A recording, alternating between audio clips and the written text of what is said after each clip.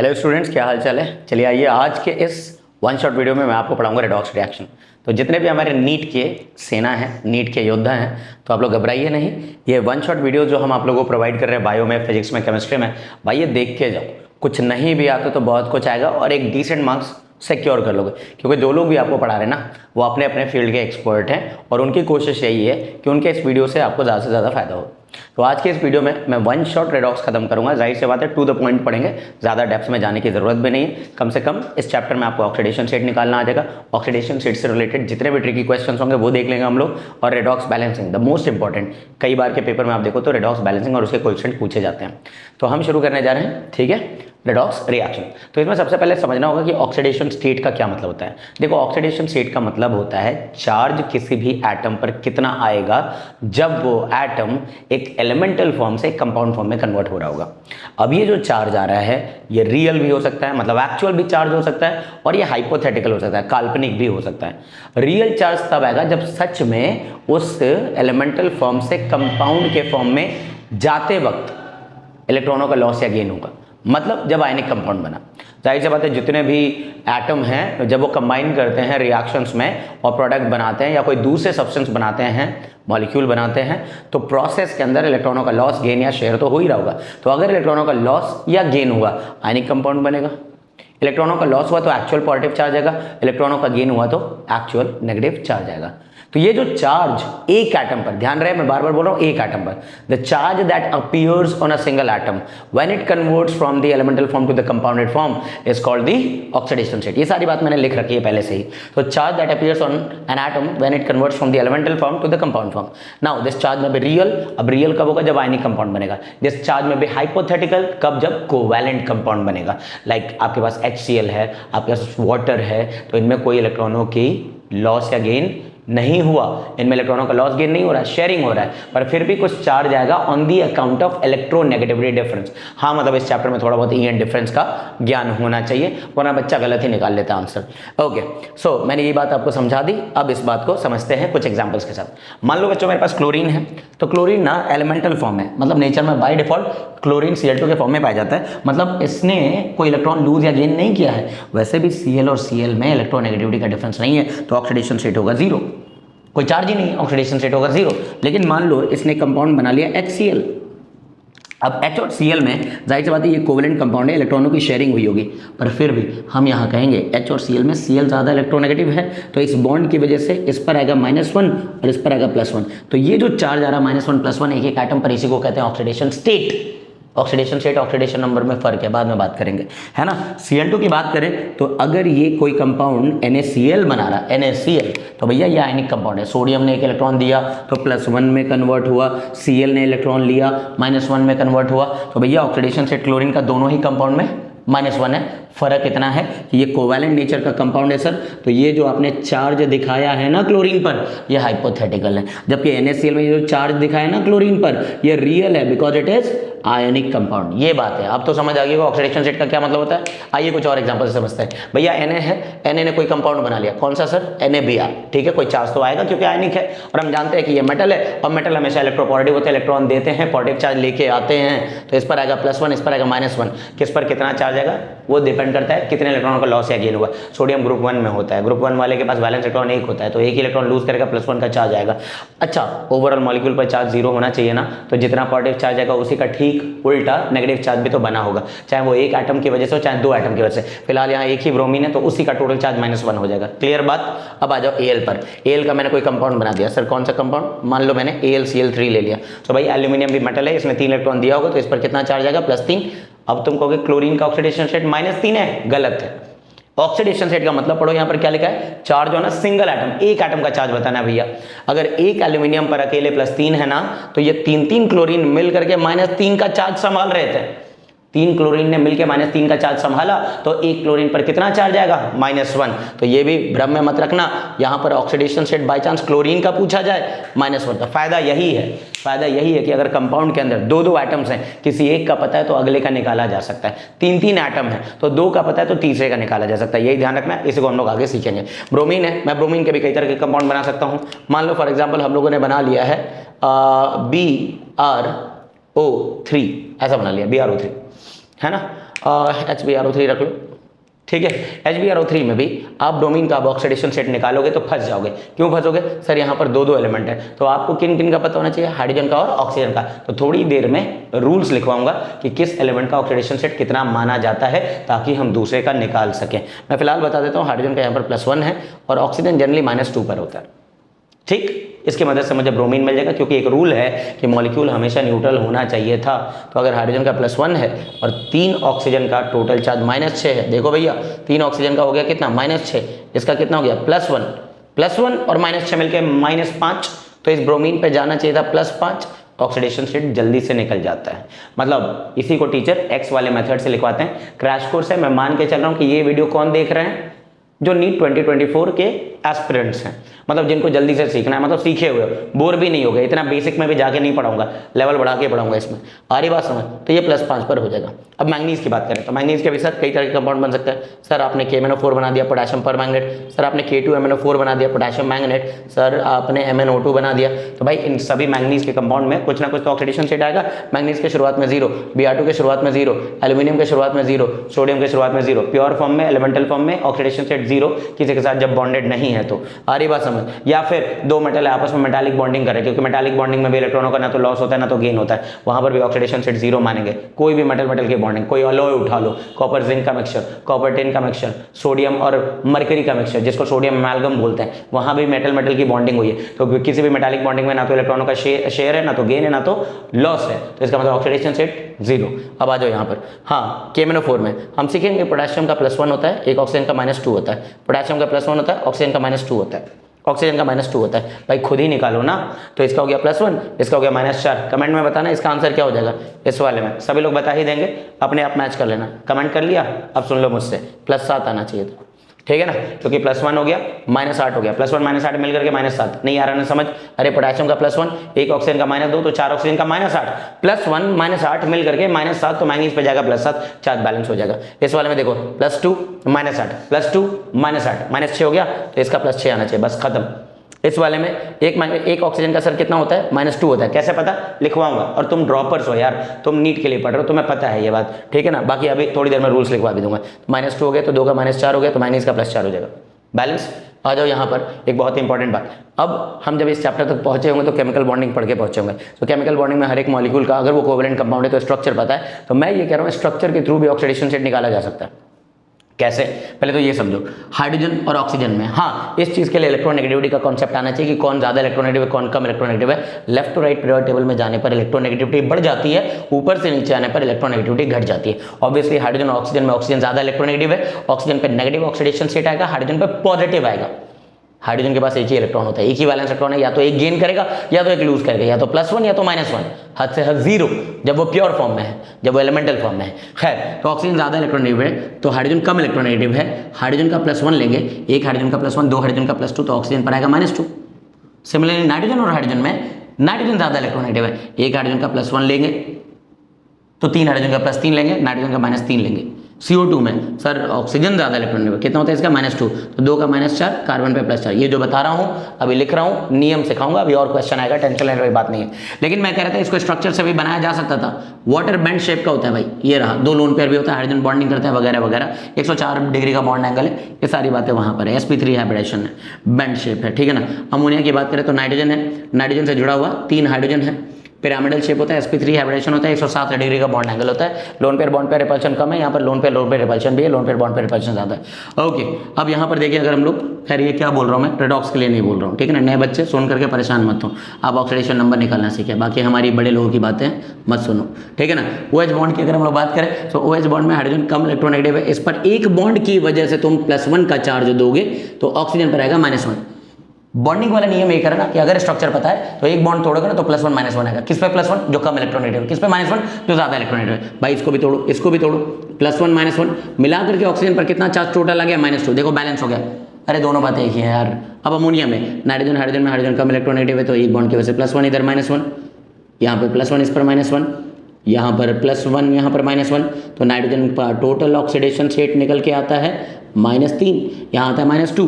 Carbon dioxide linear shape का होता है, sp हाइब्रिडाइज होता है, बॉन्ड एंगल 180 डिग्री होता है, नॉन पोलर होता है क्योंकि डाइपोल मोमेंट कैंसिल होता है, हालांकि CO बॉन्ड पोलर होता है। ये फिर से वो बड़े लोगों की बात है, जिनको नहीं समझ आया आप चुप हो जाएं बस, ठीक है ना। CO2 का देखते हैं हम लोग, 2 बॉन्ड है, एक बॉन्ड को तोड़ेंगे तो +2 -2, तो इस पर आएगा -2, इस पर आएगा +2, इस पर आएगा -2, इस पर आएगा +2, सब मिलाकर के कार्बन पे +4, चीज़ें बैलेंस हो गई। कहने का मतलब है अगर स्ट्रक्चर पता है तो आप ऑक्सीडेशन सेट निकालोगे। तो अब मैं कुछ कोवेलेंट कंपाउंड लिखूंगा, स्ट्रक्चर बना के दूंगा, अभी नहीं बनाऊंगा, तुम बनाओगे, फिर उसके बाद हम लोग उसके सॉल्यूशंस देखेंगे, ठीक है। चलो भाई इसको कॉपी कर लो।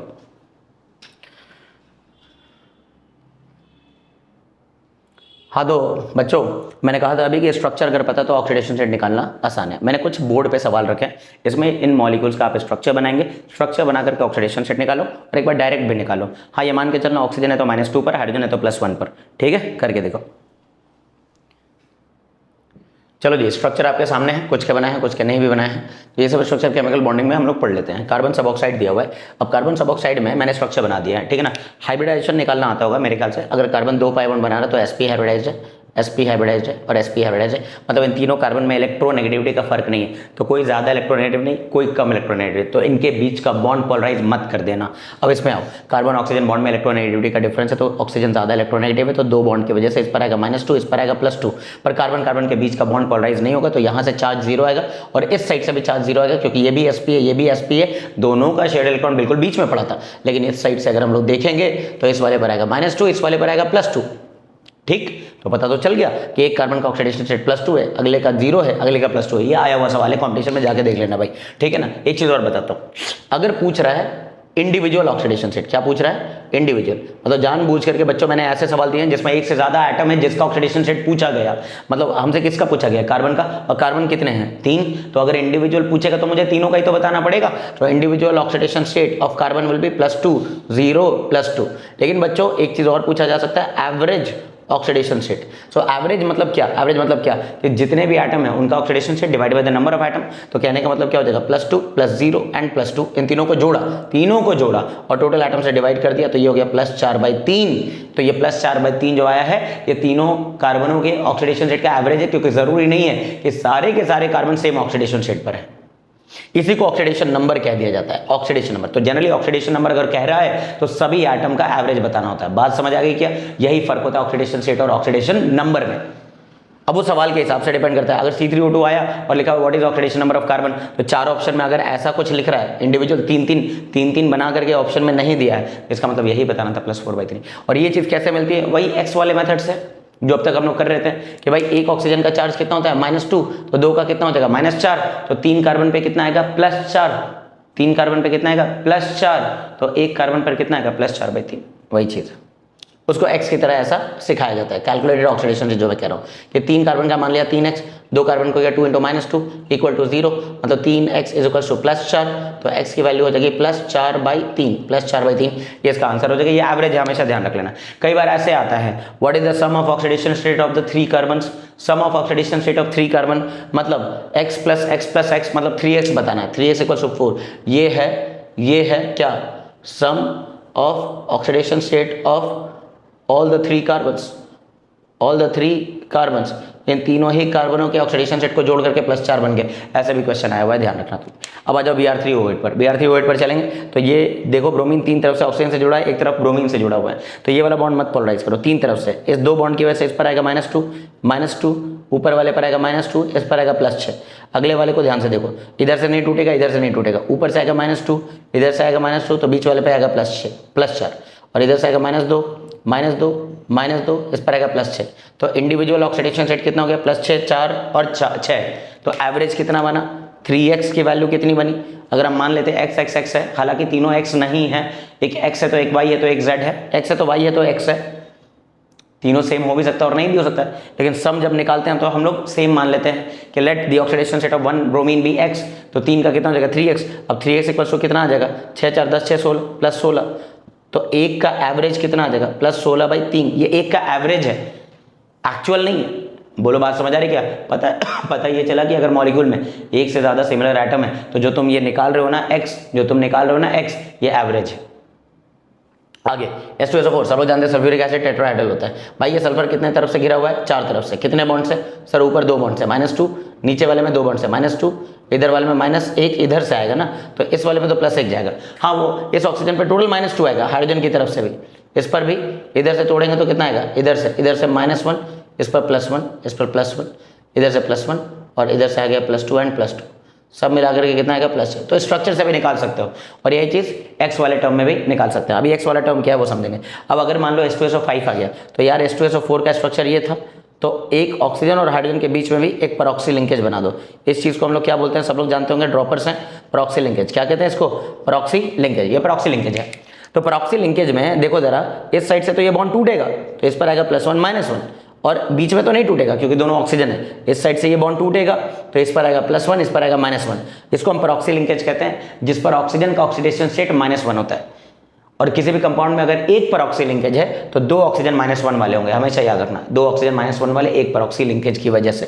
अब इस सल्फर पे हमें बताना था, तो इधर से टूट गया -1 +1, इधर से टूटेगा -2 +2, ऊपर से टूटेगा -2 +2, इधर से टूटेगा -1 +1, सब मिला के 6 ही होता है। पर तुम्हारे एक्स वाले मेथड से धोखा होगा। आओ एक्स वाले मेथड से देखते हैं। भाई 2 हाइड्रोजन का +2 हो गया, 5 ऑक्सीजन का -10 हो गया, +2 और -10 मिलकर के -8 हो गया। तो सल्फर का तुम टिक कर दोगे +8, गलत है। सल्फर कभी भी +6 से ज़्यादा नहीं जाएगा। कोई भी एटम अपने वैलेंस इलेक्ट्रॉन से ज़्यादा नहीं जाएगा। अगर किसी एटम के पास वैलेंस इलेक्ट्रॉन 6 है तो वो +6 तक ही जाएगा, वैलेंस इलेक्ट्रॉन 7 है तो मैक्सिमम से मैक्सिमम +7 पर जाएगा, क्योंकि पॉजिटिव ऑक्सीडेशन स्टेट तब आता है जब इलेक्ट्रॉन लूज हो रहे होते हैं। और कोई भी एटम अपने कितने इलेक्ट्रॉन लूज कर सकता है? ज़्यादा से ज़्यादा वैलेंस इलेक्ट्रॉन के बराबर। बात समझ आ रही होगी। आ जाओ इस पर H2S4O6 स्ट्रक्चर बनाना है, ठीक है बनवा लेते हैं। 4 सल्फर को आपस में जोड़ो। कितने ऑक्सीजन है? 6 में से 3 इसके पास सिमेट्रिकली रख दो, 3 किनारे पर, इस किनारे पर तो 3 इस किनारे पर। एसिड है तो एसिड में H जुड़ा होगा ऑक्सीजन से। ऑक्सो एसिड्स, ऑक्सो एसिड्स में हमेशा हाइड्रोजन ऑक्सीजन से जुड़ा होता है। इसको टेट्राथायोनिक एसिड बोलते हैं। एक सीरीज लाने वाला हूं मैं, सारे के सारे ऑक्सी एसिड्स एक जगह कराऊंगा, ध्यान रख लेना, ठीक है ना। तो इस वाले पर देख लो भाई, ये सल्फर सल्फर का बॉन्ड नहीं टूटेगा, नहीं टूटेगा, इसका टूटेगा। कितने जगह से टूटेगा? इधर से -2, इधर से -2, इधर से -1, तो आएगा +1, है ना। मतलब टोटल कितना आ गया? +5 आ गया ना, +5। और इस वाले में भी टोटल कितना आएगा? +5, सिमेट्री होने की वजह से। तो इंडिविजुअल सेम आ गया इस बार, एवरेज भी सेम आ जाएगा, 2 ही तो हैं। तो अगर इंडिविजुअल पूछा तो +5 और एवरेज पूछेगा तो क्या? एक का +5, दूसरे का +5 और टोटल आइटम 2, तो ये +5 ही तो रह जाएगा। तो कई बार क्या होता है, इंडिविजुअल और एवरेज सेम हो जाता है ना, इक्वल रह जाता है। कई बार इंडिविजुअल अलग है, एवरेज इसलिए अलग आ जाता है। हाँ Cl2O7 इसका आपको बताना है कि दोनों का इंडिविजुअल कितना आ रहा है, ये आप लोग कमेंट सेक्शन में बता देंगे। बात समझ आ गई क्या? अब हम चल रहे हैं आगे, रूल्स बताने जा रहा हूँ मैं, है ना।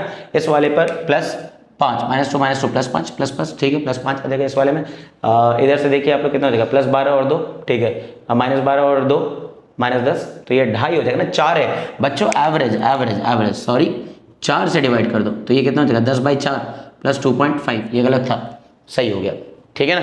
इस वाले को आप लोग ट्राई करके बताएंगे। तो अब हम लोग देखने जा रहे हैं कि क्या क्या रूल्स हैं जिससे हम लोग ऑक्सीडेशन स्टेट निकालेंगे। जाहिर सी बात है कुछ बच्चों को ये डाउट आ रहा होगा कि सर अभी तक कैसे उसका -2 ले रहे हैं, किसका +1 ले रहे हैं, क्यों ले रहे हैं? रीज़न है। तो चलो अब देख रहे हैं ऑक्सीडेशन स्टेट निकालने का तरीका क्या होता है। तो कुछ रूल्स हैं। पहला रूल ये कहता है कि पहला केस मान लीजिए कि आपका जो एटम है ना वो एलिमेंटल फॉर्म में रखा हुआ, कंपाउंड एलिमेंटल फॉर्म में रखा हुआ है। तो वहाँ पर कोई भी इलेक्ट्रॉनों का लॉस, गेन या शेयर नहीं होता, तो ऑक्सीडेशन स्टेट 0 मानना है। एलिमेंटल फॉर्म जैसे लिथियम Li, सोडियम Na, जिस तरीके से इनको लिखा जाता है ना वो इनका एलिमेंटल फॉर्म है। तो lithium, sodium, potassium, rubidium and caesium, ये सब एलिमेंटल फॉर्म है। तो मेटल्स का एलिमेंटल फॉर्म उनका सिंबल ही जैसे लिख दो, सिंबल जैसे लिखा जाता है वैसे लिख दो, तो ये उनका एलिमेंटल फॉर्म है। तो उसमें कोई भी इलेक्ट्रॉनों का लॉस या गेन या शेयर नहीं हुआ, तो चार्ज 0 ले लेना, ऑक्सीडेशन रेट 0 ले लेना। दूसरे ग्रुप में beryllium, magnesium, calcium, strontium, barium, अगर ये ऐसे लिखे हुए मिल रहे हैं तो इसका मतलब है ये कंपाउंड नहीं है, ये प्योर फॉर्म है, एलिमेंटल फॉर्म है, ऑक्सीडेशन रेट 0। अच्छा, और भी मेटल जानते हो डी ब्लॉक वाले, जैसे सर क्रोमियम जानते हैं हम लोग, कॉपर, जिंक, मैंगनीज, आयरन, है ना, सिल्वर, ठीक है, मर्करी, मैंगनीज, ऐसा है ना। मैंगनीज तो हमने लिख ही लिया है। इसके बाद आप कोबाल्ट एक्सेट्रा, ये जितने भी मेटल्स हैं इन सभी का अपना एलिमेंटल फॉर्म दिया हुआ है, ऑक्सीडेशन रेट 0 लेना है। जैसे अब कुछ नॉन मेटल्स भी होते हैं, जैसे कार्बन 2 फॉर्म में पाया जाता है, ग्राफाइट या डायमंड। तो ग्रेफाइट हो या डायमंड हो, इनका एलिमेंटल फॉर्म है, इसमें खाली कार्बन कार्बन कार्बन आपस में बॉन्डेड होते हैं, तो इसका मतलब ऑक्सीडेशन रेट इसका भी 0 लेना है, ठीक है ना। कार्बन के अलावा मान लीजिए नाइट्रोजन N2 के फॉर्म में मिलता है, ऑक्सीजन 2 फॉर्म में मिलता है, O2 और O3, तो ये एलिमेंटल फॉर्म है ना, तो ऑक्सीजन ऑक्सीजन से बॉन्डेड है, तो इस पर क्या ही चार्ज आएगा, कुछ नहीं आएगा, तो ऑक्सीडेशन रेट इन सब में 0 लेके चलेंगे हम लोग, ठीक है ना। फ्लोरीन कैसे पाया जाता है, F2, क्लोरीन कैसे, Cl2, ब्रोमीन कैसे, Br2, हालांकि ब्रोमीन का एलिमेंटल फॉर्म Br2 लिक्विड होता है, मतलब थर्मोकेमिस्ट्री में स्टैंडर्ड फॉर्म बोलते थे हम लोग, ठीक है ना, Br2 लिक्विड, आयोडीन का इसका I2 हो जाएगा, एटसेट्रा एटसेट्रा, इस तरह के जितने भी आपके ट्रू एलिमेंटल फॉर्म में रखे हुए अगर आपके सब्सटेंस है तो उनका ऑक्सीडेशन रेट 0 हो जाएगा। अब आ जाओ, अगर उन्होंने कंपाउंड बना दिया है, किसी के साथ जुड़ गए हैं, तो किसी के साथ जुड़ गए तो उन पर कोई ना कोई चार्ज आएगा। अब कुछ रूल्स हैं, इन रूल्स पे बस ध्यान देना, उसके बाद डर खत्म हो जाएगा। पहला, एल्कली मेटल। एल्कली मेटल हमेशा ही एक इलेक्ट्रॉन लूज करता है, क्योंकि उसके आउटरमोस्ट शेल में एक ही इलेक्ट्रॉन होता है। इनका जो जनरल वैलेंस शेल कॉन्फ़िगरेशन होता है वो होता है NS1, आउटरमोस्ट शेल के सब शेल में एक ही इलेक्ट्रॉन है। Alkali metal lithium, sodium, potassium, rubidium, caesium, francium. Francium radio active होता है, उसके कंपाउंड नहीं दिखते हैं, तो इन सबका हमेशा ही +1 लेना।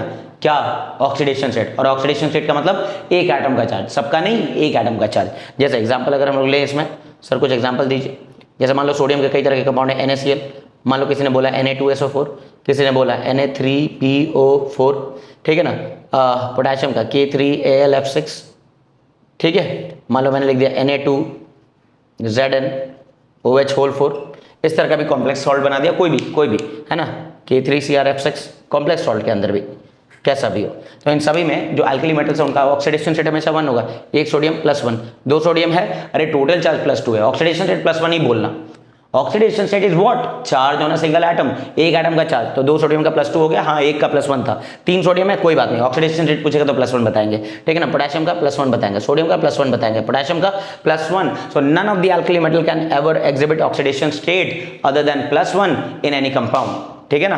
हाँ, बस ये ध्यान रख लेना कि जिनसे बॉन्ड बना रहा है वो आयनिक नेचर का हो या कोवलेंट नेचर का हो। जैसे वो जो मैंने अभी थोड़ी देर पहले भी बोला था कि अगर कोई अमालगम है, अमालगम, तो अमालगम में मेटल मेटल की बॉन्डिंग होती है जिसमें कोई इलेक्ट्रॉन की शेयरिंग नहीं होती है, तो ये भी क्वेश्चन पूछा गया है। NaHg, तो NaHg में सोडियम का ऑक्सीडेशन रेट कितना हो जाएगा भाई, 0 हो जाएगा। किसी भी अमालगम में बॉन्ड नहीं बना, मेटालिक बॉन्डिंग हुई है इलेक्ट्रॉन इलेक्ट्रॉन के बीच में, है ना, और बाइटल्स कॉमन होकर के ओवरलैप करते हैं। इलेक्ट्रॉन बेसिकली मेटालिक बॉन्डिंग में होता क्या है, दो मेटल एटम्स के ऑर्बिटल्स इतने करीब होते हैं कि इलेक्ट्रॉन आसानी से एक ऑर्बिटल से दूसरे ऑर्बिटल पे जंप कर जाता है, ठीक है ना। तो ये NaHg हो गया, सिमिलरली ZnHg हो गया, जिंक अमालगम। तो कोई भी अमालगम दे देगा तो ऑक्सीडेशन रेट कितना ले लेना, 0 ले लेना। चलो आ जाओ, इसी तरह से अल्कली अर्थ मेटल की बात करें तो अल्कली अर्थ मेटल ग्रुप 2 में आते हैं पीरियोडिक टेबल के। इनके पास 2 वैलेंस इलेक्ट्रॉन होते हैं, इनका कॉन्फिगरेशन NS2 होता है, तो जाहिर सी बात है 2 इलेक्ट्रॉन है तो दोनों इलेक्ट्रॉन लूज कर देंगे, हमेशा ही ये +2 पर आएंगे। अल्कली अर्थ मेटल क्या होते हैं, बेटा मांगे कार स्कूटर बाप राजी, या बेटा मांगे कन्या सुंदर बाप राजी, जो मांगने मांगो अपने बाप से मांगो, ठीक है ना। अल्कली अर्थ मेटल की बात कर देते हैं, तो अब इनके कंपाउंड देख लेते हैं। जैसे एग्जाम्पल है ना, BeCl2, ठीक है ना, MgCO3, BaNO3 का होल ट्वाइस, ऐसा कोई सा भी कंपाउंड बना ले, है ना, ये ध्यान रखना है। Ca3PO4 होल ट्वाइस, ऐसे बहुत सारे मैंने आयनिक कंपाउंड बना दिया। मैं पूछ रहा हूँ कि ऑक्सीडेशन रेट बताओ। एक बेरिलियम में +2, एक मैग्नीशियम में +2, एक बेरियम में +2, 3 कैल्शियम है +6 मत बोलना, ऑक्सीडेशन रेट +2 ही बोल देना। हाँ, इसके मदद से बाद में फॉस्फोरस वगैरह सबका निकालेंगे हम लोग, ठीक है ना। इसमें फ्लोरीन का ऑक्सीडेशन रेट हमेशा ही -1 है। Fluorine is the most electronegative element of the periodic table. उसके आउटमोस्ट शेल में 7 इलेक्ट्रॉन होते हैं, कितने होते हैं, 7 वैलेंस इलेक्ट्रॉन। कॉन्फिगरेशन होता है हीलियम 2s2 2p5, 7 है तो एक की कमी है, एक ही गेन करेगा। तो फ्लोरीन हर जगह जनरली -1 शो करता है, हर जगह मतलब कंपाउंड में, F2 में नहीं, F2 लिख के देखो तो 0 ही बोलोगे यार, ठीक है ना। जैसे मैंने बोल दिया HF, मैंने बोल दिया NaF, ठीक है, ध्यान रखेंगे। इसी तरीके से सर मान लो मैंने बोल दिया आपके पास Na3Al(F6), ठीक है। तो इन सभी में एक फ्लोरीन का चार्ज कितना लेना होगा, -1, 6 फ्लोरीन का -6 टोटल चार्ज है, एक का तो -1 ही बोलना पड़ेगा। बोलो आगे बात समझ। एक्सेप्ट क्या बोला मैंने, HOF is hypofluorous acid. So hypofluorous acid में फ्लोरीन का ऑक्सीडेशन रेट +1 लोगे तभी जाकर के इसका -2 आएगा और इसका +1 आएगा। जनरली ऑक्सी एसिड में होता क्या है, ऑक्सीजन -2 में होता है, ठीक है ना, तो इसका -2 तभी बैलेंस होगा जब ये +1। सिमिलरली एल्यूमिनियम का कितना भी बड़ा कितना भी डरावना कंपाउंड हो, +3 ऑक्सीडेशन रेट ही बताना है, ठीक है ना। जैसे मान लो मैंने लिख दिया Al2O3, मैंने लिख दिया AlF6, K3LF6, ठीक है। सिमिलरली AlH2O होल 6 Cl3, ऐसा कोई भी कंपाउंड बना दे, हमेशा एल्यूमिनियम का ऑक्सीडेशन रेट कितना बोल देना, +3, इस वाले पर भी कितना बोलना +3, इधर वाले पर भी कितना बोलना +3, तो ऑक्सीडेशन स्टेट +3 लेकर के चलेंगे। अब आ जाओ हाइड्रोजन। हाइड्रोजन वाला केस बड़ा इंपॉर्टेंट है, हर साल बच्चों को देखता हूँ मैं, इसमें कंफ्यूज रहता है। हाइड्रोजन अगर एलिमेंटल फॉर्म में H2 के फॉर्म में है, कहाँ गया H2, नहीं लिखा, कोई बात नहीं है। हाइड्रोजन नेचुरली कैसे पाया जाता है सर, नेचुरली ये H2 के फॉर्म में पाया जाता है, ऑक्सीडेशन स्टेट 0 ले लेना। लेकिन अगर ये कंपाउंड बना रहा तो अब किसके साथ बना रहा, मेटल के साथ या नॉन मेटल। अच्छा, जितने भी नॉन मेटल हैं वो सब किधर होते हैं, राइट की तरफ, हाइड्रोजन खुद किधर है, लेफ्ट की तरफ पीरियोडिक टेबल में। मतलब जितने भी नॉन मेटल होंगे ना जो राइट में आते हैं, हाइड्रोजन से ज़्यादा इलेक्ट्रोनेगेटिव होंगे। अगर हाइड्रोजन से ज़्यादा इलेक्ट्रोनेगेटिव हैं तो उन पर माइनस आएगा और हाइड्रोजन पे पॉजिटिव आएगा। अब हाइड्रोजन कितना पॉजिटिव रख सकता है, ज़्यादा से ज़्यादा +1, एक ही बैलेंस इलेक्ट्रॉन है, तो लूज करता है तो +1, गेन करता है और डुप्लीट कंप्लीट करता है तो -1। गेन कब करेगा, मेटल के साथ, क्योंकि मेटल के अंदर नेचुरल टेंडेंसी इलेक्ट्रॉन देने की, तो हाइड्रोजन को इलेक्ट्रॉन लेना पड़ेगा, -1 का चार्ज आएगा। सो सर मेटल हाइड्राइड्स इनको कह सकते हैं, क्या कह देते हैं, मेटल हाइड्राइड्स। ये सब मेटल के हाइड्राइड्स हैं, जैसे lithium hydride, sodium hydride, lithium aluminium hydride, sodium borohydride. तो ये जितने भी मेटल हाइड्राइड्स हैं, जब हम बोल रहे हैं हाइड्राइड तो हाइड्राइड आयन होता है H पर -1, H पर -1।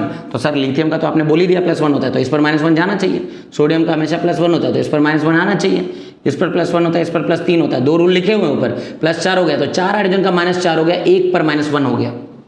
सोडियम का +1, बोरॉन का +3, हाइड्रोजन का -1। तो ये चीज़ है। तो पता ये चला कि अगर मेटल के साथ बॉन्डेड है तो मेटल के साथ जब बॉन्ड बनाएगा तो कितना लेना होगा, -1, क्योंकि मेटल हमेशा पॉजिटिव रहता है। नॉन मेटल्स के साथ oxidation state of hydrogen is -1। Non metal के साथ इसका ऑक्सीडेशन स्टेट कितना लेना होगा, -1, क्योंकि ज़्यादातर नॉन मेटल जो होते हैं वो राइट में होते हैं। तो अब मैं कुछ एग्जांपल दूंगा जिसमें हाइड्रोजन जो है नॉन मेटल के साथ बॉन्डेड है। तो बने रहिए एंड तक, देखो मजा आ जाने वाला है, सिखा भी रहा हूँ, क्वेश्चन भी खूब कराऊंगा, ध्यान रखना। नॉन मेटल के साथ देखो यहाँ पर क्या हो गया, रात का समय है ना, नॉन मेटल के साथ +1, मेटल के साथ -1 और नॉन मेटल के साथ +1, क्योंकि ज़्यादातर नॉन मेटल क्या होंगे, ज़्यादा इलेक्ट्रोनेगेटिव होंगे, उन पर -1 आएगा, इस पर +1 आएगा, ध्यान रखो, सॉरी। तो चलो नॉन मेटल के साथ अब हम लोग देखने जा रहे हैं कि हाइड्रोजन का ऑक्सीडेशन स्टेट +1 क्यों आ रहा है। देखो जितने भी नॉन मेटल हैं राइट की तरफ है, जैसा मैंने बोला, तो हाइड्रोजन से ज़्यादा इलेक्ट्रोनेगेटिव है, उन पर माइनस ही आएगा। तो एक हाइड्रोजन का आपको कितना मानना है, +1, अगले हाइड्रोजन का भी कितना मानना है, +1।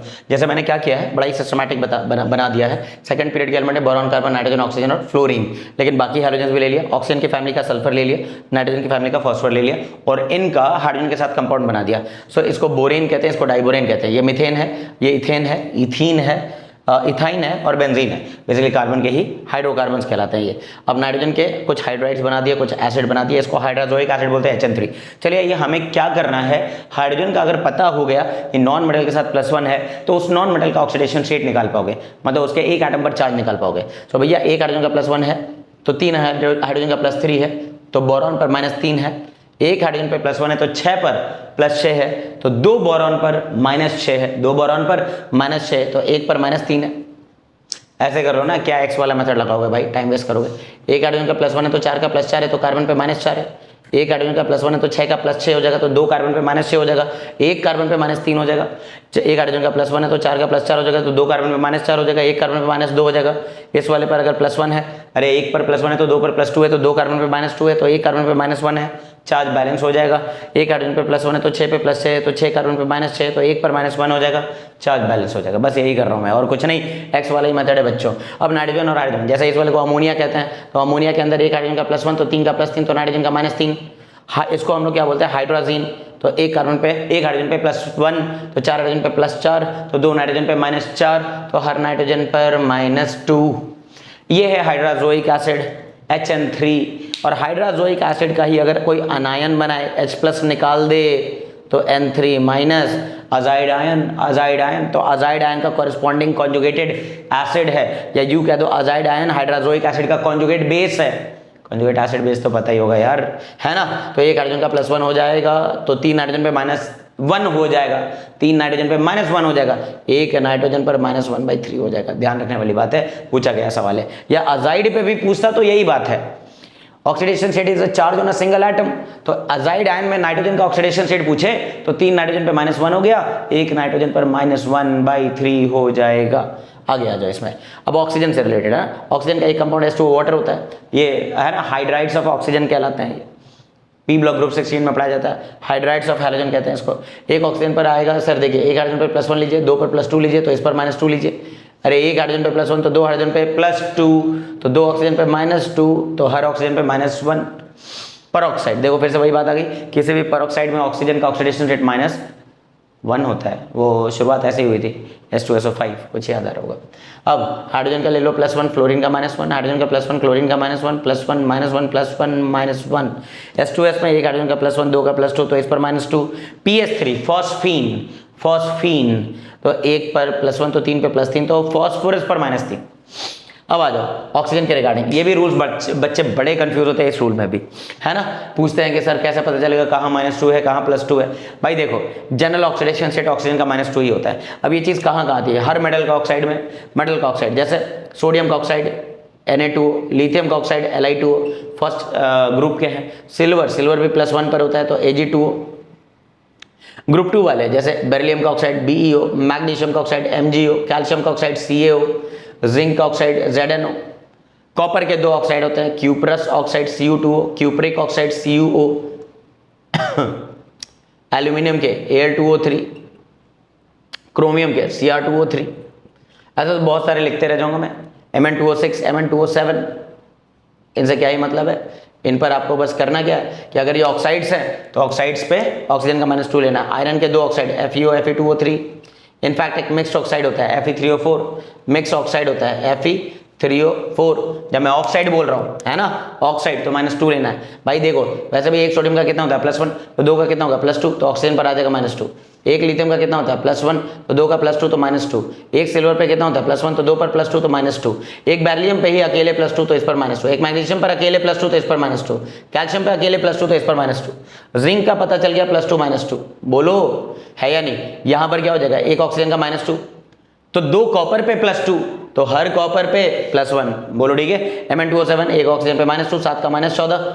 अरे एक का -2 है तो 7 ऑक्सीजन का -14 तो 2 मैंगनीज पे +14 और हर मैंगनीज पर +7।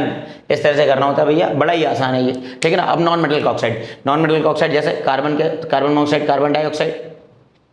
सिलिकॉन का SiO2 पूछ सकता है, बोलो ठीक है। इसके बाद चलो नाइट्रोजन के तो बहुत सारे होते हैं भाई, लाफिंग गैस N2O या nitrous oxide NO, nitric oxide N2O3, है ना, N2O4, N2O5।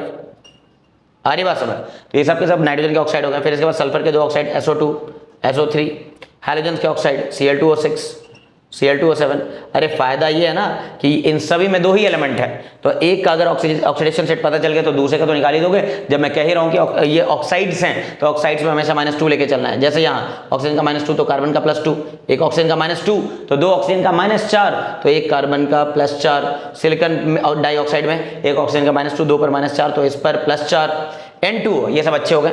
और वैसे भी देखो N2O3, N2O4 इन सब में क्रॉस मल्टीप्लाई का भी रूल लग जाता है वैसे तो, ठीक है ना। हालांकि ये कोवेलेंट कंपाउंड है, आयनिक टाइप के कंपाउंड नहीं है जो क्रॉस मल्टीप्लाई वाले नियम पूरी तरह से फिट हो। पर यहाँ देखो एक ऑक्सीजन का -2 हो गया, 2 नाइट्रोजन पे +2 हो गया तो एक पर +1।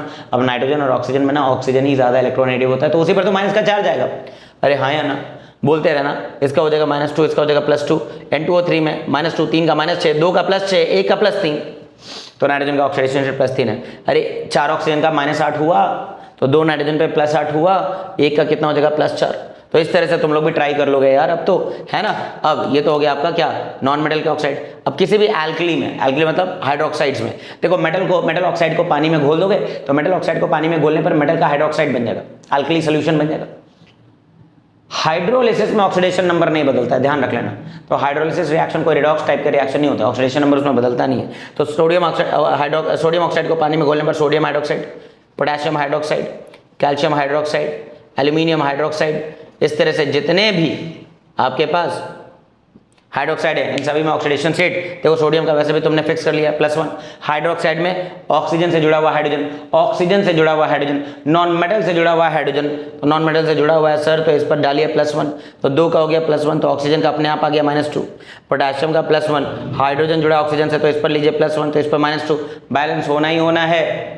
उसी तरह से ऑक्सो एसिड्स ऐसे एसिड्स होते हैं जिसमें हाइड्रोजन ऑक्सीजन से जुड़े होते हैं। बोलो आ रही बात समझ?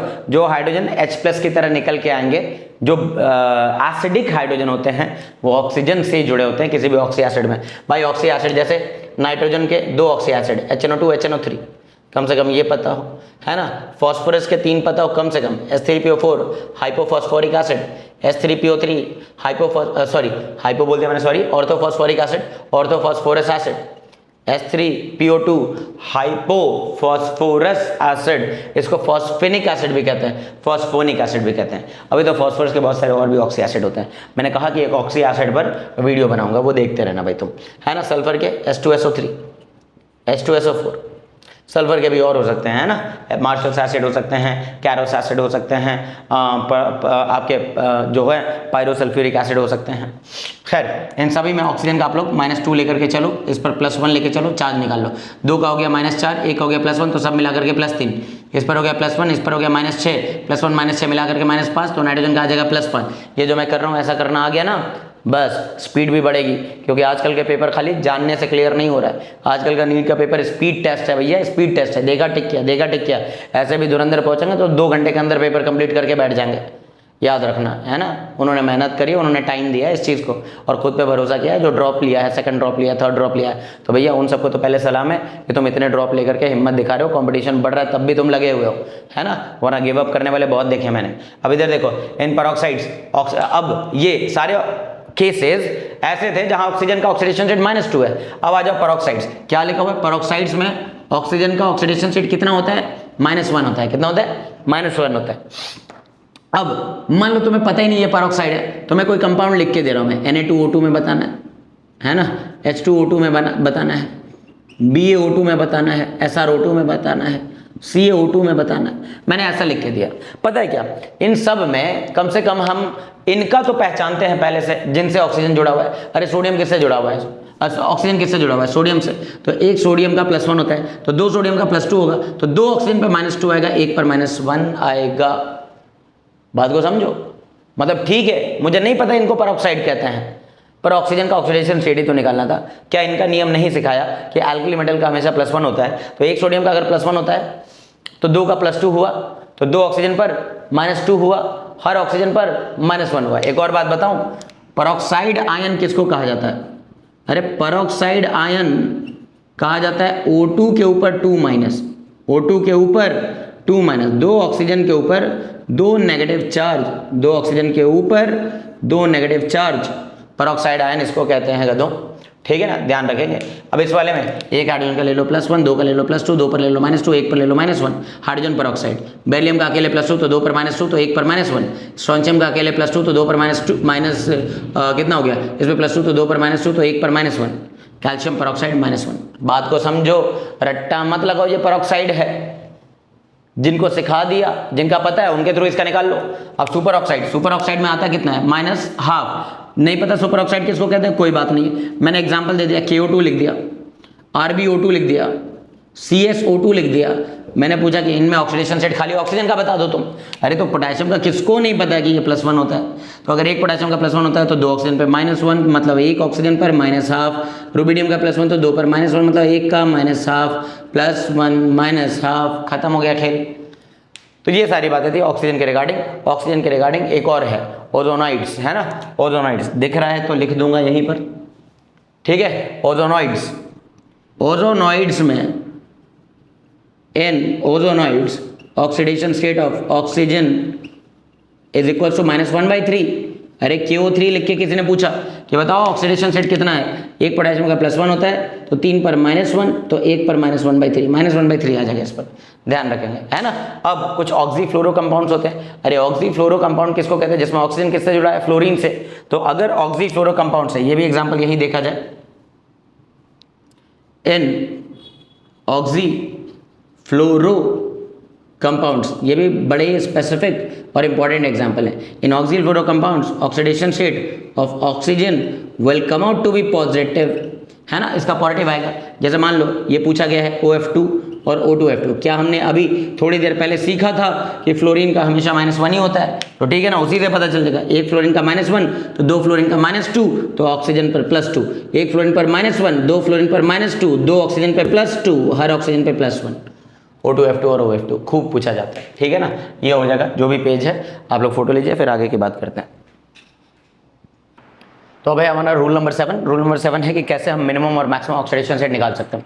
देखो भाई, किसी भी एलिमेंट पर मिनिमम से मिनिमम कितना ऑक्सीडेशन स्टेट आएगा, इसका मतलब ये हुआ कि ये ज़्यादा से ज़्यादा कितने इलेक्ट्रॉन गेन करेगा।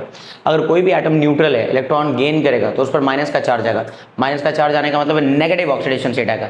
और अगर आपको मैक्सिमम पे जाना है, मैक्सिमम का मतलब कितना पॉजिटिव जा सकता है, तो पॉजिटिव जाने के लिए उसको इलेक्ट्रॉनों को लूज करना होगा। तो अगर कोई एटम के पास 5 वैलेंस इलेक्ट्रॉन है, वो पांचों लूज कर देना तो +5 तक जाएगा। अगर किसी एटम के पास 6 वैलेंस इलेक्ट्रॉन है तो 6 के 6 लूज कर दे +6 पर जाएगा। तो जितने वैलेंस इलेक्ट्रॉन है सब लूज कर दो ना, तो मैक्सिमम से मैक्सिमम जितने पॉजिटिव तक जाने की क्षमता होगी उस एटम में, उसका पता चल जाएगा, वही मैक्सिमम ऑक्सीडेशन स्टेट होगा। तो मैंने ये लिखा, maximum oxidation state plus of valence electron के बराबर होता है। जैसे ग्रुप 14 में जैसे क्या क्या, कार्बन, सिलिकॉन, खास करके इनकी बात होती है ना। तो ज़्यादा से ज़्यादा इनके पास 4 वैलेंस इलेक्ट्रॉन है तो मैक्सिमम से मैक्सिमम ये +4 पर जाएंगे। ग्रुप 15 मान लो नाइट्रोजन और फॉस्फोरस पे सवाल आ गया तो ज़्यादा से ज़्यादा ये +5 तक जा सकते हैं। ऑक्सीजन की तो बात पहले ही हो गई, उसको हटा दो भाई। सल्फर पे खूब सवाल आ जाते हैं, तो सल्फर पे अगर हम लोग देखें तो ज़्यादा से ज़्यादा +6 तक जाएगा। और फ्लोरीन की बात हो गई है -1 0 या +1, HOF में +1। तो ये बाकी के लिए मान लो क्लोरीन, ब्रोमीन और आयोडीन के लिए अगर हम बात करते हैं तो ये ज़्यादा से ज़्यादा कहाँ तक जा सकते हैं, +7 पर। अब बात आ रही मिनिमम कितना, तो भाई जिसके पास 7 वैलेंस इलेक्ट्रॉन है वो गेन कितना करना चाहेगा, एक गेन करेगा तो कैसा चार्ज आएगा, -1, तो इसका मिनिमम आएगा -1। जिसके पास 6 है वो कितना गेन करेगा, 2 आएगा -2। जिसके पास 5 है -3, जिसके पास 4 है -4। अच्छा, ये बहुत ही डायरेक्ट मेथड होता है वैलेंस इलेक्ट्रॉन निकालने का, कि आपका जो एलिमेंट अगर P ब्लॉक का है तो अगर आपको ये पता है कि वो किस ग्रुप में है तो ग्रुप नंबर को 10 में से घटा दो। ग्रुप 14 -10, 4 15 -10, 5, इस तरीके से। अब एक और इंपॉर्टेंट बात बता रहा हूँ, जैसे जिनको भी ऑक्सीडेशन स्टेट निकालना आता है, क्योंकि मैं वीडियो ही उस पैटर्न पे बना रहा हूँ कि जो पहले से पढ़े हुए हैं उनको तो ज़्यादा बेहतर समझ आ रहा होगा। अब जैसे H2SO5 की बात करूँ तो ऑक्सीडेशन स्टेट अगर निकालोगे, चलो तुम भी निकाल लो, शुरू से सिखा रहा हूँ। इसका 5 ऑक्सीजन का कितना हो जाएगा, -10, और 2 हाइड्रोजन का कितना हो जाएगा, +2, -10 +2 मिलकर -8, मतलब सल्फर का कितना आएगा, +8, उस वाले मेथड से। लेकिन सल्फर ज़्यादा से ज़्यादा कहाँ तक जा सकता है, +6 तक। तो इसका मतलब ये गलत है, टिक मत कराना, ये पहला ही ऑप्शन दिखेगा H2SO5 में। और H2SO5 को हम लोग कहते हैं कैरोस एसिड। क्या कहते हैं, कैरोस एसिड। मतलब हमसे गड़बड़ कहाँ हो रही, सर गड़बड़ ये हो रही ना कि आप सभी के सभी ऑक्सीजन को -2 वाले मान ले रहे हैं। सर आप ये समझ रहे हैं कि सभी के सभी ऑक्सीजन -2 पर है, पर एक्चुअली में सर देखिए +8 पर तो जा ही नहीं सकता, ज़्यादा से ज़्यादा +6 पे जा सकता है। तो इसमें कुछ ऑक्सीजन ना -2 वाले ना होकर के -1 वाले हैं, और जो ऑक्सीजन -1 में होते हैं उनको पेरोक्साइड कहते हैं। मतलब इस कंपाउंड में पेरोक्सी लिंकेज है। मैंने ये ट्रिक बना दिया और लिख दिया कि जब भी कभी calculated oxidation state central atom का किसी भी कंपाउंड में मोर देन मैक्सिमम आ जाए, ज़्यादा से भी ज़्यादा आ जाए, मैक्सिमम से भी ज़्यादा आ जाए, then it will have peroxides and peroxy linkage. ध्यान रखना, अगर सवाल में 4 ऑप्शन देके पूछ रहा है कि इनमें से किस में पेरोक्सी लिंकेजेस हैं, ट्रिक की तरह यूज़ करना, कैलकुलेट करना ऑक्सीडेशन स्टेट, मैक्सिमम से ज़्यादा आ गया तो पेरोक्सी लिंकेजेस है। H2SO8 में भी यही काम करते हैं। एक ऑक्सीजन का -2, दो ऑक्सीजन का एक ऑक्सीजन का -2 तो 8 ऑक्सीजन का -16, 2 हाइड्रोजन का +2, -16 और +2 मिलकर के -14, तो 2 सल्फर पे +14, 1 सल्फर पे +7। सर संभव ही नहीं है कि सल्फर कभी +7 पर चला जाए, गलत है सर। तो सही क्या होगा, एक और बात बता रहा हूँ, ज़्यादातर क्वेश्चन में जब भी कैलकुलेटेड ऑक्सीडेशन स्टेट मैक्सिमम से भी ज़्यादा आ जाए, वैलेंस इलेक्ट्रॉन से भी ज़्यादा आ जाए, तो करेक्ट ऑक्सीडेशन स्टेट उसके मैक्सिमम ऑक्सीडेशन स्टेट के ही बराबर होता है ज़्यादातर।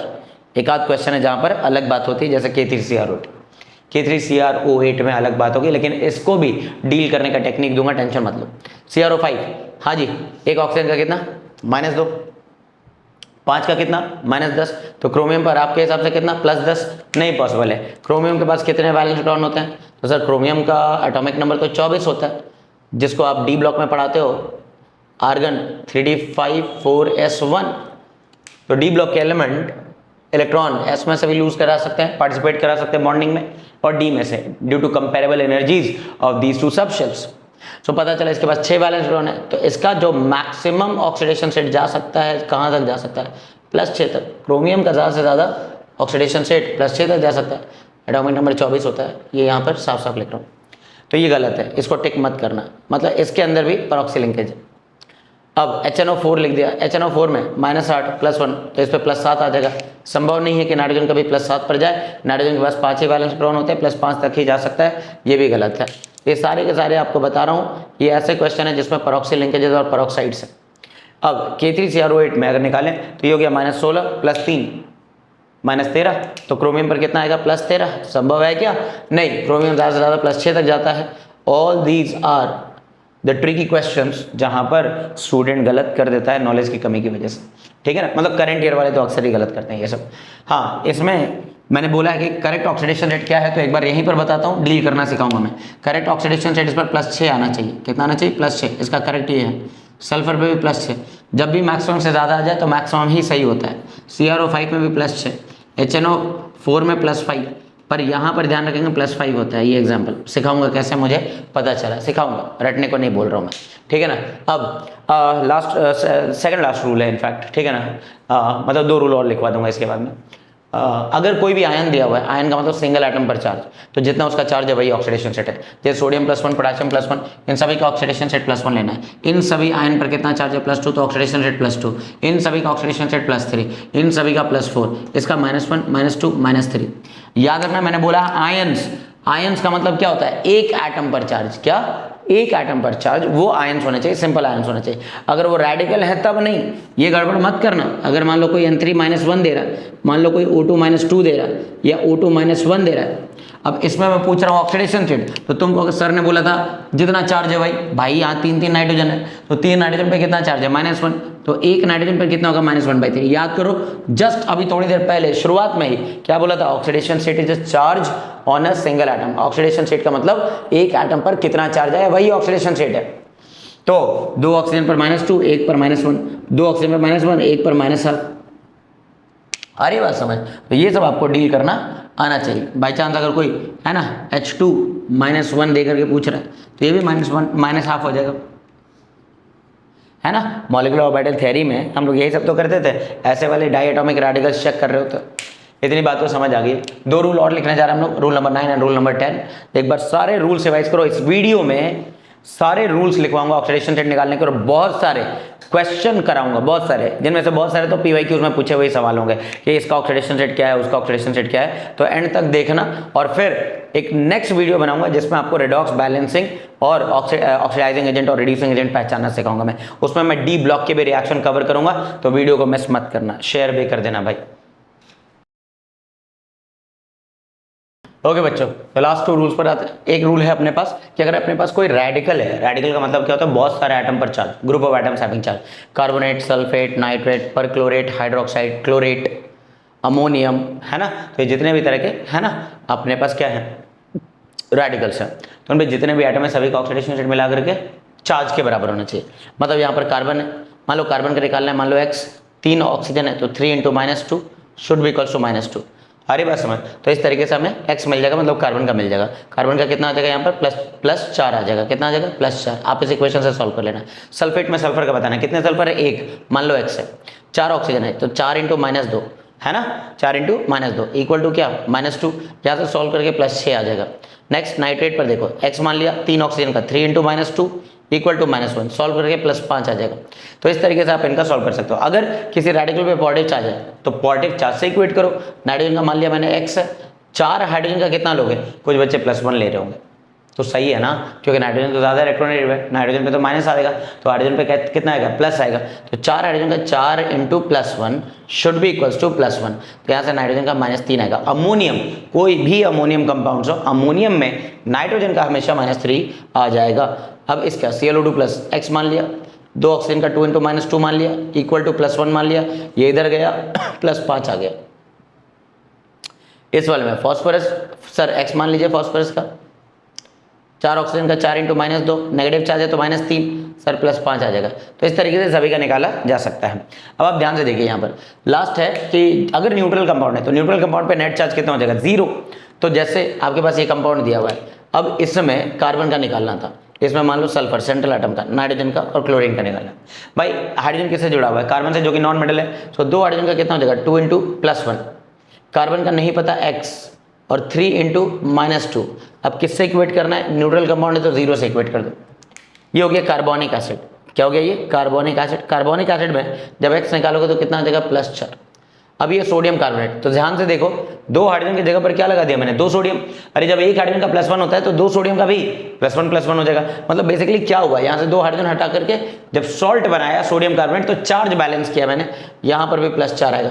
अब 2 सोडियम की जगह अकेले ही एक कैल्शियम आ सकता था चार्ज को बैलेंस करने के लिए, तो कैल्शियम का कितना चार्ज आ जाएगा? +2 आ जाएगा। तो इस पर हो जाएगा +2, तो इस पर भी आ जाएगा +4। देखो एक्स वाला जो मेथड लगा रहा है ना वो डायरेक्ट भी हो सकता है। देखो कैसे हो जाएगा, एक सोडियम का +1 तो 2 सोडियम का कितना हो गया? +2। 3 ऑक्सीजन का कितना हो गया? -6। +2 और -6 मिलाकर के कितना हो गया? -4। तो कार्बन पे कितना आ जाएगा? +4 आ जाएगा। अब मैं जो एक बात बता रहा हूं कभी मत भूलना वरना गलत करोगे। ये है कार्बोनेट, ये है कार्बोनिक एसिड, और ये है कार्बोनिक एसिड के salt, sodium carbonate, calcium carbonate, aluminium carbonate. देखने में कितना खतरनाक लग रहा है। अगर मैं इसमें पूछता कि कार्बन का बताओ तो तुम खूब इक्वेशन बना करके टाइम वेस्ट करते। एक तो शॉर्टकट ये हो सकता था कि एल्यूमिनियम पर कितना गया होगा? +3, और कार्बोनेट पर कितना होगा? -2। तो बेसिकली एल्यूमिनियम कार्बोनेट को तोड़ा जा सकता है कार्बोनेट में, और कार्बोनेट में तोड़ने के बाद कार्बन का बताया जा सकता है कि +4 ही आएगा।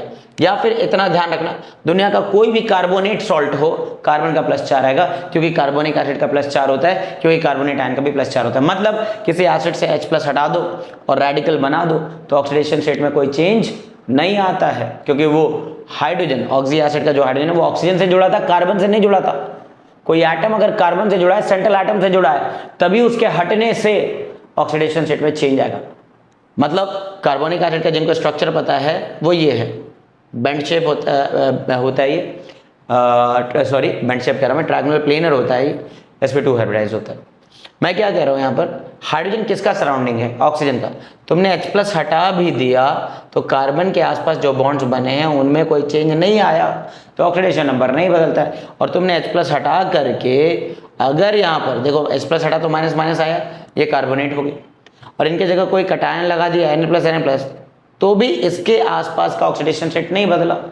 तो ये ध्यान रखने वाली बात है कि जो ऑक्सीडेशन स्टेट सेंट्रल एटम का ऑक्सी एसिड में होगा वही अनायन में होगा, वही सॉल्ट में होगा। ठीक है ना। तो सल्फ्यूरिक एसिड का कितना हो जाएगा? +6, क्योंकि सल्फेट का +6 है। नाइट्रिक एसिड का कितना हो जाएगा? +5, क्योंकि नाइट्रेट का +5 है। कोई भी nitrate salt, sodium nitrate +5, potassium sulphate +6, magnesium sulphate +6, ferrous sulphate, ferrous है या फेरिक है? सर ये फेरिक है, आयरन पे +3 आ रहा है, कैल्शियम नाइट्रेट पे +5, एल्यूमिनियम नाइट्रेट पे +5, इस तरीके से करना होता है। देखो सारे रूल्स कवर अप कर दिए हैं। एंड के 10-15 मिनट रुकोगे, इसमें बहुत सारे मैं क्वेश्चंस रखने जा रहा हूं जो कि आपके प्रीवियस ईयर के होंगे। मैं ऐसे नहीं लिखूंगा 4 ऑप्शन के फॉर्म में, मैं खाली क्वेश्चन ही लिखूंगा, इनका ऑक्सीडेशन स्टेट निकाल दो। जिनका ऑक्सीडेशन स्टेट निकालोगे वही तुम्हें PYQs में दिख जाएंगे। ठीक है, तो तैयार रहना, पेन पेपर उठा लो। अब अभी क्वेश्चन देता हूं मैं।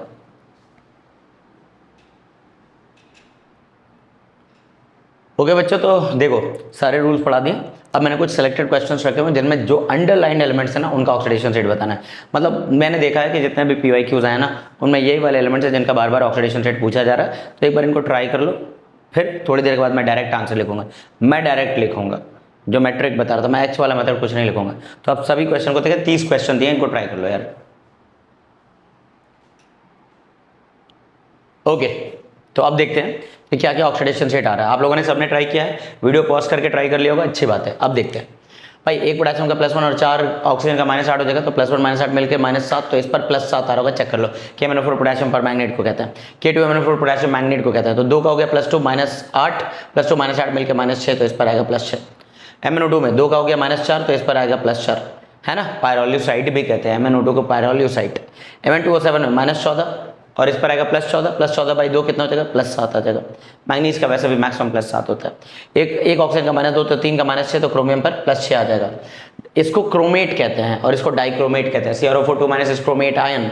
अगर मैं 2 सोडियम लगा दूं तो सोडियम क्रोमेट, यहाँ 2 सोडियम लगा दूं तो सोडियम डाइक्रोमेट, 2 पोटेशियम लगा दूं चार्ज को बैलेंस करने के तो पोटेशियम डाइक्रोमेट। एनीवेज यहाँ निकालेंगे तो क्या हो जाएगा इसका? -8, लेकिन -2 भी तो है, तो -8 में से -2 बाहर निकाल लो, बचेगा कितना? -6, तो इस पर +6 आएगा। नहीं समझ आया तो एक्स वाला मेथड लगाओ, उससे निकालो। एक्स वाले मेथड से लिखोगे तुम x क्रोमियम का 4 ऑक्सीजन का 4 × -2, इक्वल टू टोटल चार्ज -2, इससे आ जाएगा +6। अब नेक्स्ट इस वाले पर अगर हम लोग देखें तो इस वाले पर टोटल निकालोगे तो आपका +6 आएगा। इक्वेशन बनाओगे तो 2 क्रोमियम के लिए 2x, 7 ऑक्सीजन के लिए 7 × -2 इक्वल टू -2। अब मैंने कैसे कर दिया इतनी जल्दी, 7 ऑक्सीजन का -14 होता है, ठीक है। न्यूट्रल होता तो इस पर +14 आता, लेकिन न्यूट्रल नहीं है, -2 बाहर निकालना है। -2 बाहर निकाला तो -12, मतलब 2 क्रोमियम पे +12, 2 क्रोमियम पे +12 तो हर एक क्रोमियम पे +6 हो जाएगा। पोटेशियम डाइक्रोमेट इस वाले पे भी आएगा +6। सोडियम अमेल्गम में बोला है मैंने, मेटल मेटल की बॉन्डिंग है, कोई इलेक्ट्रॉन का ट्रांसफरेंस या शेयर नहीं है, 0। जिंक अमेल्गम में भी 0।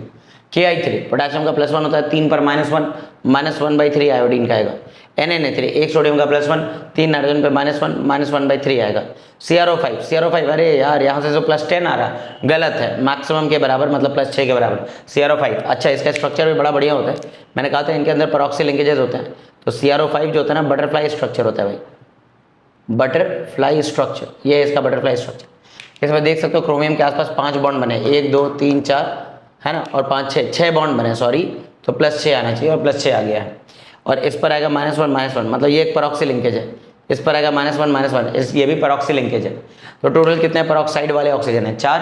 कितने ऑक्साइड वाले ऑक्सीजन है? ऑक्साइड वाले मतलब जिस पर -2 आता है, तो पूछ देता है कई बार परऑक्साइड टू ऑक्साइड रेशियो कितना है भाई? 4:1 है। तो परसेंट एक का 80% होगा और एक का 20% होगा, ठीक है ना। अच्छा, H2SO4 -8 +2 तो +6 आ जाएगा। -10 +2 +8 आएगा, गलत है, मैक्सिमम के ही बराबर +6। इसमें भी परऑक्सी लिंकेज, इसको डिस्कस किया थोड़ी देर पहले। H2SO7 पायरोसल्फ्यूरिक एसिड है ये, तो इसमें अगर निकालेंगे तो -14 और 2 हाइड्रोजन का +2, -14 +2 मिलकर -12, 2 सल्फर पे +12, हर एक सल्फर पे +6। जैसे मैं कर रहा हूँ ऐसे कर लो, स्पीड आ जाएगी आपके अंदर और जल्दी कर पाओगे। H2SO8 इसको मार्शल्स एसिड कहते हैं। अभी मार्शल्स एसिड में दो सल्फ्यूरिक एसिड के यूनिट एक सिंगल परऑक्सी लिंकेज से जुड़े होते हैं। और देखो इसका कितना हो जाएगा -16 और इसका हो जाएगा +2, -16 +2 मिलकर -14, तो सल्फर पे +14, 2 सल्फर पे +14, हर सल्फर पे +7, वो भी सही नहीं है, सही तो +6 हो जाएगा। इसके स्ट्रक्चर को भी देखोगे अगर, तो इसमें 2 सल्फ्यूरिक एसिड के यूनिट बीच में एक परऑक्सी लिंकेज से जुड़े होते हैं।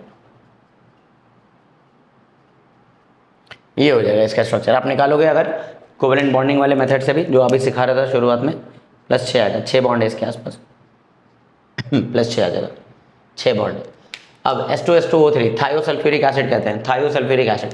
तो थायोसल्फ्यूरिक एसिड में इसका हो गया -6, इसका हो गया +2, -6 और +2 मिला करके -4, तो 2 सल्फर पे +4, हर एक पे +2। पर ज़रूरी नहीं है कि दोनों सल्फर +2 पे हो, ये एवरेज है, याद रखना, ये एवरेज है। इसका इंडिविजुअल निकालोगे तो दोनों का अलग आएगा। अच्छा, ये है थायोसल्फ्यूरिक, तो ये है थायोसल्फेट। आंसर इस पर भी +2 आएगा एवरेज, और इस पर भी +2 ही आएगा। मैंने अभी सिखाया था, जो ऑक्सीडेशन स्टेट एसिड में आता है वही एनायन में आता है, वही सॉल्ट में आता है। टेट्राथायोनिक एसिड, टेट्राथायोनिक में आ गया -12 +2 मिला करके -10, 4 सल्फर पे +10, हर सल्फर पे +2.5, और ये अभी थोड़ी देर पहले डिस्कस किया गया था। ये हो गया टेट्राथायोनेट आयन, इस पर भी +2.5 एवरेज है। इंडिविजुअल हमने निकाला था ना, +5 0 0 +5, जाके वीडियो को पीछे जा करके चेक कर लो, है ना।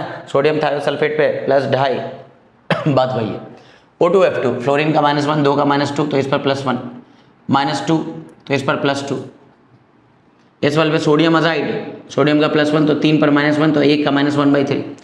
H3PO4 ऑर्थोफॉस्फोरिक एसिड +5, इस वाले पे +3, इस वाले पे +1। फॉस्फोरिक, फॉस्फोरस, हाइपोफॉस्फोरस, फॉस्फोनिक भी कहते हैं, फॉस्फेनिक भी कहते हैं।